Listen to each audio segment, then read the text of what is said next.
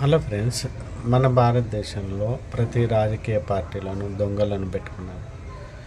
అది కూడా దేశాన్ని మోసం చేసిన వాళ్ళను, రాష్ట్రాలను మోసం చేసిన వాళ్ళను వీళ్ళు పెట్టుకున్నారు. మరి ఇలాంటి వాళ్ళని సుప్రీంకోర్టు ఒకసారి వేల కోట్లలో తప్పు చేసిన వాళ్ళను వీళ్ళను రాజకీయంలో రానివ్వకుండా ఎందుకు చేయట్లేదు? సుప్రీంకోర్టు కళ్ళకు దంతాలు కట్టుకొని కూర్చుందా, లేకపోతే న్యాయమూర్తులు కొమ్మక్కై ఉన్నారా? జడ్జిమెంటు ఏం చేయలేరా?